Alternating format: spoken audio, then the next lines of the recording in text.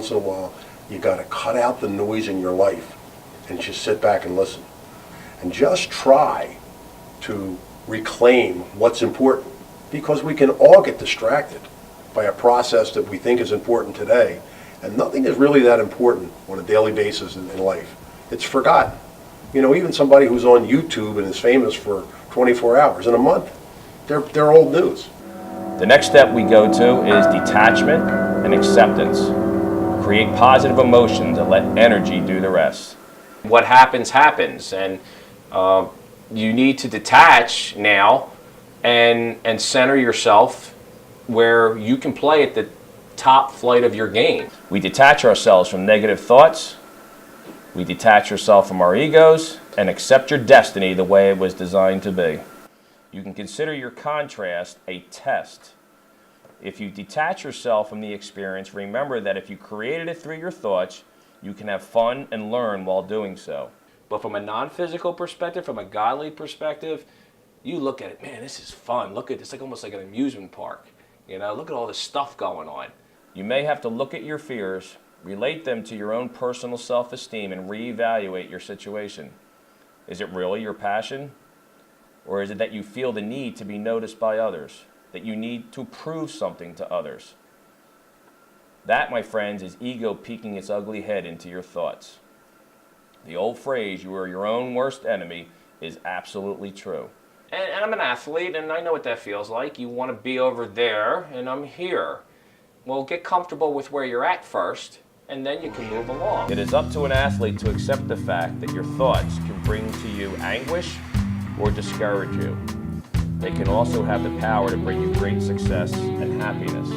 Once you understand how to avoid ruining your efforts and how to obtain success, you will use these tools to get everything that you want in life. Now, play ball.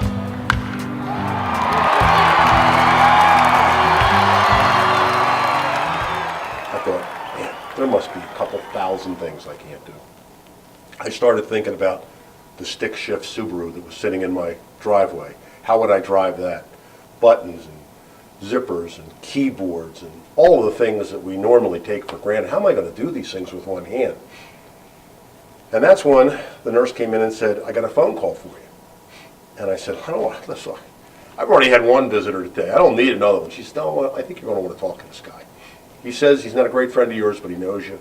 His name is Rocky Blyer. Well, and immediately I knew that this was a guy I wanted to talk to because he had been through a major crisis himself. So here was a guy I could identify with that had a crisis. He wasn't missing a limb, but I could really identify because he had overcome a major hurdle. And I was anxious to talk to him, and we had a great talk.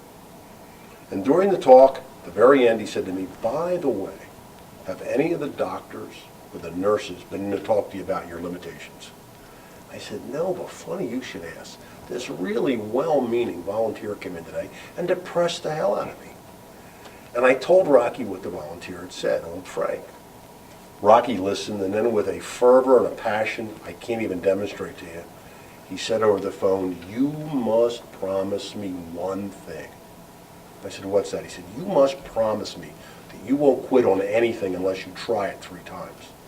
I said, Rock, listen, this guy that was in here today, he's been missing his arm for over 25 years. I think he's a little more of an expert in that area than you or me. And that's when Rocky said, let me tell you something about experts. Experts built the Titanic, and amateurs built the Ark. Experts can be wrong.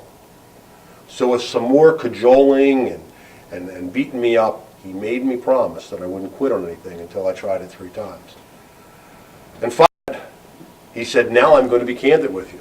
You're going to fail hundreds and thousands of times.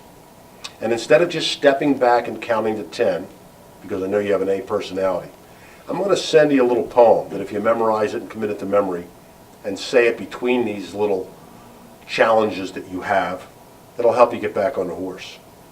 And the poem goes like this. If you think you're beaten, you are. If you think you dare not, you don't.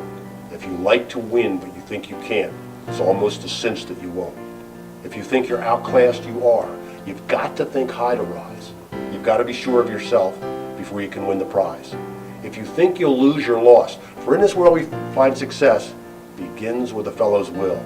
It's all in the state of mind. Remember, life's battles don't always go to the biggest, fastest, or smartest man. But sooner or later, the man who wins is the man who thinks he can.